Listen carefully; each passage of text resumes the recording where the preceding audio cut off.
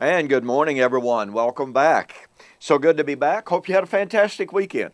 My name is Don K. Preston. I am the president of Preterist Research Institute of Ardmore, Oklahoma. And this is what I call my morning musings. And again, appreciate you being with me. This is Thanksgiving week. Hope you have a great family time planned to get together and enjoy your family. We are looking at the eschatology of the parables of Jesus. Now, it's very important that you go back and look at the previous video in order to fully grasp what I'm going to share with you here about the parable of the rich man and Lazarus. Okay? The rich man and Lazarus depicts for us Abraham in Hades. Now, some have asked, how do you know he's in Hades? Well, Hades was simply the realm of the dead, the realm of the unknown. All right? In classical thought, or in ancient thought, you had two elements of Hades. You had Tartarus, the area of punishment, and you had paradise, or Abraham's bosom. And that's all I need to say about that. So, here you have Abraham in Hades.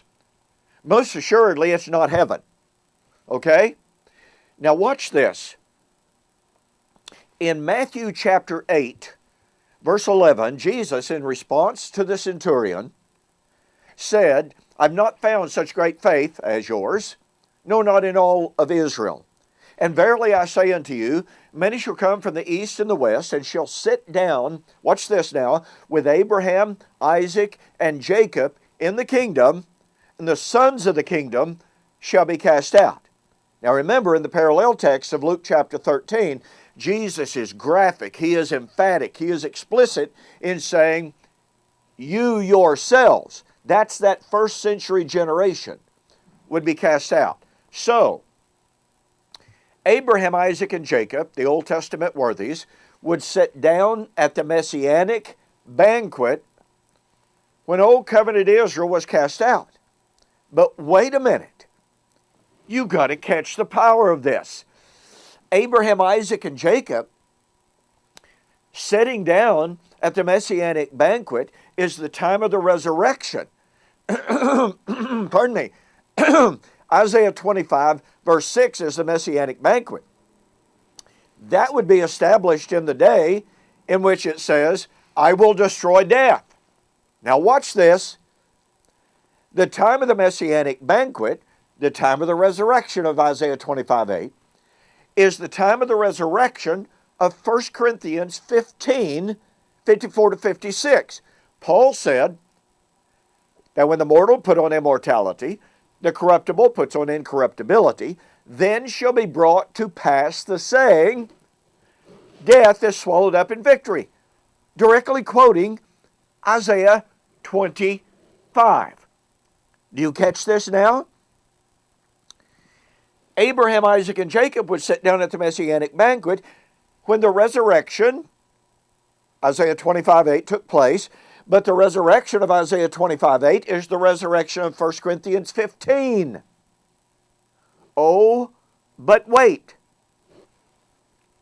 The resurrection of 1 Corinthians 15 is the end of the millennium resurrection of Revelation chapter 20.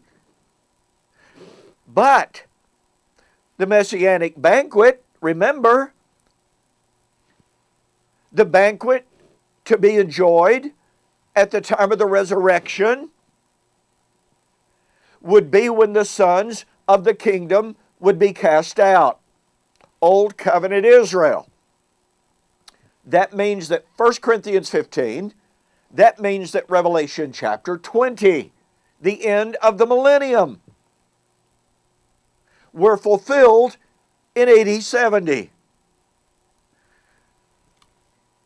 Look, folks, if Abraham is sitting at the Messianic banquet in the kingdom, 1 Corinthians 15 and Revelation 20 are fulfilled. If people still go to Hades when they die,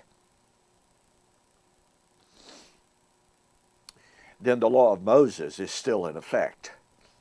Abraham is still in Hades. What kind of What good did Jesus do? Oh no, we can't have that. Abraham, Isaac, and Jacob are sitting down now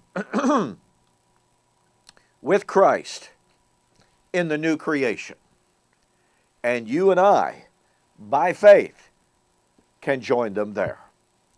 Hey, thanks so much for joining me in this morning's Morning Musings. Hey, get yourself a copy of my book, The End of the Law, Torah to Telos, in which I talk about how critically important it is to see the relationship between eschatology and the end of the Old Covenant law. I think you can see it from this morning. If Abraham's still in Hades, the law of Moses is still in effect. Go to my website, eschatology.org, BibleProphecy.com, order the book, The End of the Law, From Torah to Telos, mention that you saw the offer on YouTube or Facebook, and I'll refund your shipping, saving you $5.